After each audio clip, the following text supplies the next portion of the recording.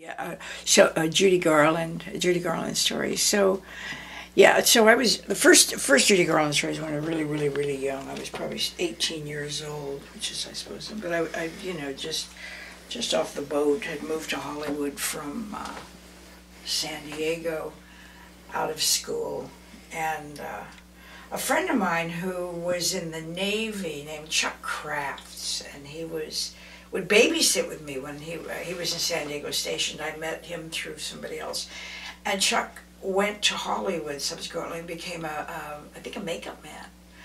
But and he was gay. He finally came out of the closet. So anyway, he was working for some very wealthy person, and he got tickets to go to see Judy Garland at the Palladium. Is that on Hollywood Boulevard?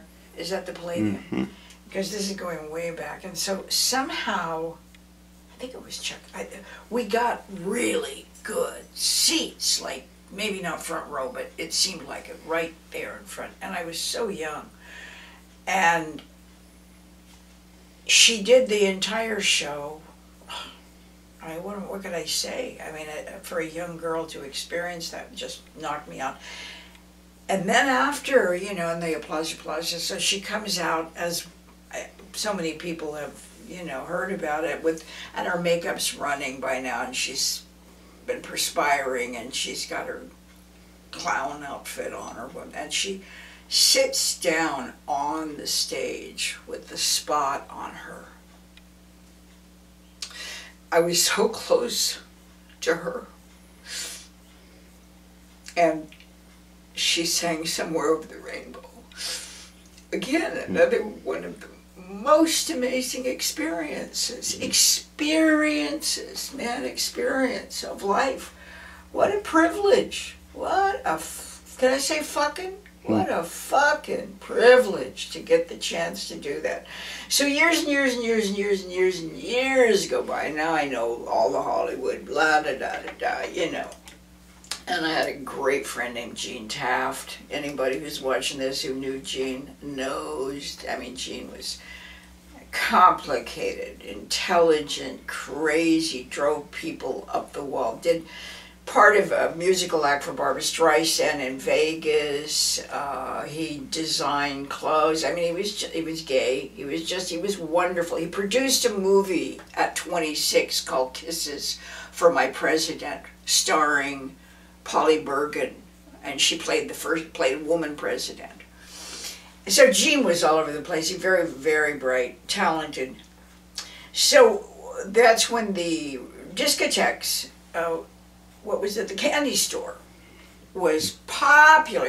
We'd all go to the candy store and hang out, and Jean knew Judy through the years, I don't know how. So anyway, we're at the candy store one night, along with about, everybody else. Everybody mixed with everybody. The hoi polloi, the ritzy ditzy. We were all drinking and getting high and doing stuff together. And the 2 o'clock hour struck, and Judy didn't have a ride home. And Jean said, well, we'll take you home. We'll be happy to take you home. So Jean is driving, I'm in the middle, and Judy's right here on my right, and she's in her cups, we're out of there, and we drive to her house in Brentwood, and we get to the gates and they're closed, and she said to Jean, just tell them to open the gate, blah blah blah. And Jean tried to get somebody to pay attention and open the gates, and nothing was happening. And all of a sudden she said, God damn it, it's Judy Garland, open the fucking gates. And it was like God spoke, and the gates just opened up, and we went in. That's my other Judy Garland story. And then I had the privilege also, because I spent a summer at Peter Lawford's beach house in Santa Monica with all of those folks, and Peter would have, oh my God, he'd have Mickey Rooney and Judy and all of those people, and Judy Garland and Mickey Rooney were still close friends, and they wouldn't see each other that often, but I mean, just to sit aside and watch them interact with each other and be together, I mean, wow, what a great, great trip that was. So there's my Judy Garland story. Stories. Nice. One of the great ladies, huh?